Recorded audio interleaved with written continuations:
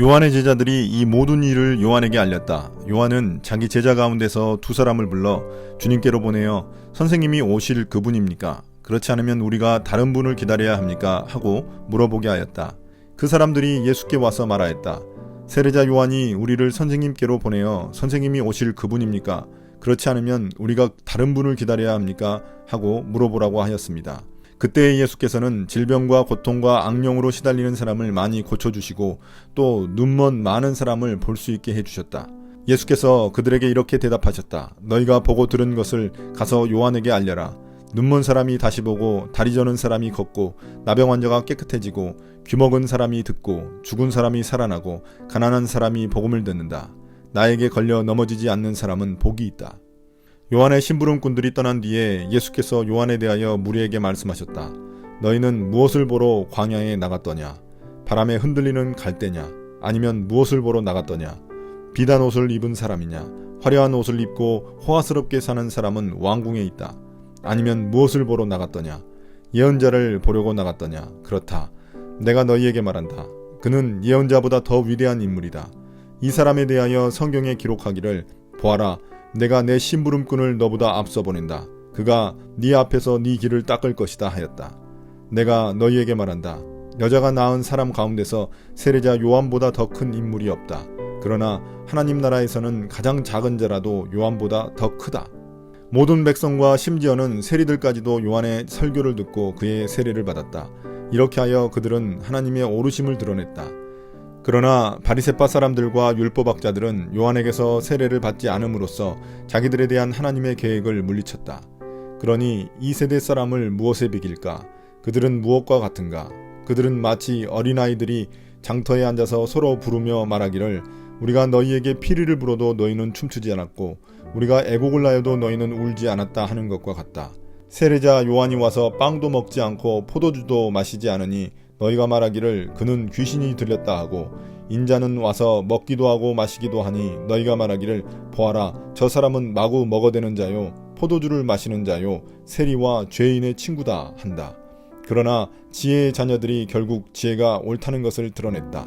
오늘 말씀은 누가복음 7장 18절부터 35절까지입니다. 묵상 제목은 지식에서 순종이 나오는 게 아니라 믿음에서 순종이 나온다입니다. 침례 요한은 앞서 3장 20절에서 퇴장했었는데 여기서 다시 등장하고 있습니다. 요한의 제자들은 예수님의 가르침과 기적들을 감옥에 있던 요한에게 알려줬습니다. 이에 요한은 예수님께 제자들을 보내 메시아에 대한 자신의 의구심을 해결하려고 합니다. 제자 두 사람을 예수님께 보내 예수님이 그 오실 메시아가 맞는지 묻습니다. 만약 자신들이 기다린 메시아가 아니시라면 자신들은 다른 분을 기다려야 하는지 예수님께 묻습니다. 이러한 요한 제자들의 물음에 예수님은 대답 대신 직접 보여주셨습니다. 예수님은 질병과 고통, 악령으로 시달리는 사람들을 고쳐주시고 눈먼 사람들을 볼 수 있게 해주셨습니다. 그리고는 자신의 사역을 요약하여 알려주시면서 너희들이 보고 들은 것을 요한에게 가서 알리라고 하셨습니다. 그리고 마지막에는 나에게 걸려 넘어지지 않는 사람은 복이 있다는 말씀을 덧붙이셨습니다. 예수님이 하시는 하나님 나라 복음 사역을 요한이 오해하지 않기를 바라는 마음에서 말씀하신 것입니다. 처음에 요한은 예수님의 가르침과 놀라운 기적을 보며 분명 예수님이 메시아라고 믿었을 것입니다. 그러나 자신이 기대하는 메시아는 심판하는 모습이 있어야 하는데 그게 없었던 것입니다. 앞서 누가복음 4장 19절에 예수님이 선포하신 이사야 말씀에서도 주의 은혜의 해 이야기만 있고 주의 보복의 날이 빠져 있었던 것입니다. 예수님의 메시아 사역은 치유와 회복이었지 심판이 아니었습니다. 그 위대한 침례 요한도 예수님의 뜻을 다 파악할 수 없었는데 우리는 어떻겠습니까? 우리가 하나님의 뜻을 온전히 다 알 수는 없습니다. 그럼에도 불구하고 우리가 하나님을 신뢰할 수는 있습니다. 왜냐하면 지식에서 순종이 나오는 것이 아니라 믿음에서 순종이 나오기 때문입니다. 요한의 제자들이 떠난 후에 예수님은 요한에 대해서 이 무리들에게 세 가지 질문을 하셨습니다. 무엇을 보러 광야로 나갔느냐고 3번이나 질문하셨습니다. 요한이 광야에 있었기 때문에 그를 보러 간 이유가 무엇인지 사람들에게 물으시며 그들이 스스로 깨닫기를 바라셨습니다. 먼저 사람들에게 갈대를 보러 그 먼 길인 광야에 가지는 않았을 것이라고 말씀하십니다.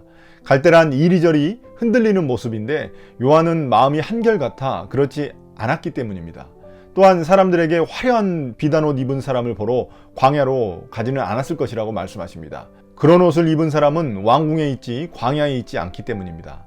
요한은 왕궁에 있는 자들과 달리 광야에서 낙타털 옷을 입으며 고생을 자처하고 있었습니다. 마지막으로 예수님은 예언자들을 보려고 광야로 나갔냐고 사람들에게 물으시며 그것이 맞는 대답이라고 스스로 대답하셨습니다. 이러한 질문 후 예수님은 곧바로 예언자 요한에 대해서 평가하셨습니다. 그는 예언자보다 위대한 인물로 성경에 기록된 내 심부름꾼, 내가 오기 전에 내 길을 닦을 자라고 말씀하셨습니다. 또한 그는 여자가 낳은 사람 중 그보다 더 큰 인물은 없다고 하셨습니다. 그러나 하나님 나라에서는 가장 작은 자라도 요한보다 크다고 말씀하셨습니다. 도대체 이게 무슨 의미일까요? 요한은 그의 사명이 메시아 예수님을 바로 그 직전에 예비하는 예언자였다는 점에서 어떤 예언자보다도 위대한 인물이며 옛 시대 사람 중 가장 큰 인물입니다. 그는 하나님 나라가 도래하는 데 있어서 매우 중요한 역할을 담당하며 자신의 사명을 다했습니다. 그러나 그는 결국 옛 시대의 마지막 예언자일 뿐 예수님으로 인해 도래한 새로운 하나님 나라 시대의 인물은 아니었습니다. 그러니 그는 하나님 나라에 속한 사람에 비하면 가장 작은 자에 불과하다는 의미입니다. 그렇다고 요한이 하나님 나라 백성보다 덜 의롭다거나 그런 의미는 아닙니다. 다만 그가 새 시대인 하나님 나라의 복을 체험하지는 못했다는 점에서 말하고 있는 것입니다. 예수님의 말씀에 대한 상반된 반응은 침례 요한에 대한 상반된 반응으로 나타납니다. 요한이 선포한 회개의 침례는 새 출애굽을 의미하는 것이며 새 시대를 받아들이는 것을 의미합니다.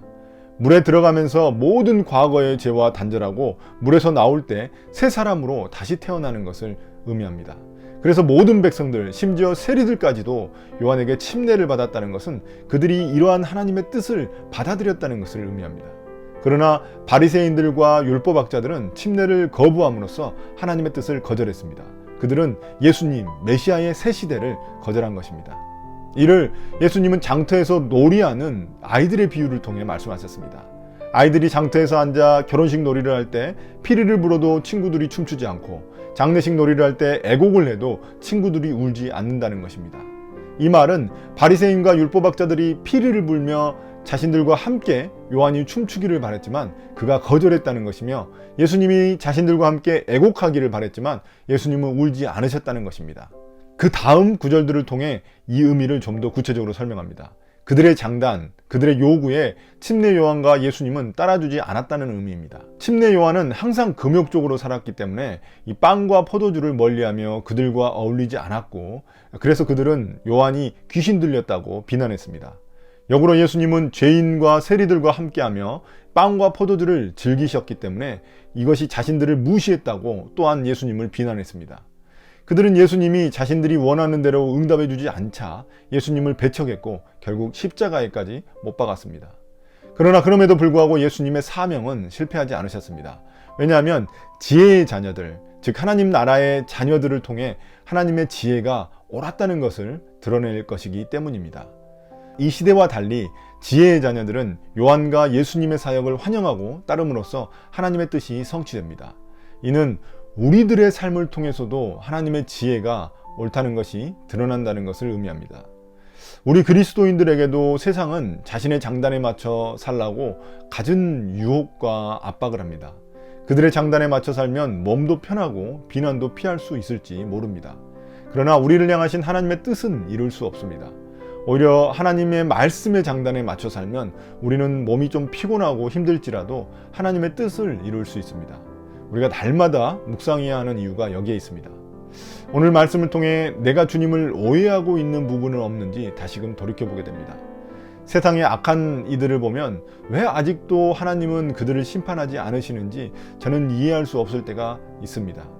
그러나 하나님을 믿기에, 하나님을 신뢰하기에, 그의 말씀을 또 신뢰하기에 다시 순종하면서 나아갑니다. 세상 장단에 맞추지 않고 말씀의 장단에 맞춰 살아가기 위해 우리는 묵상을 합니다.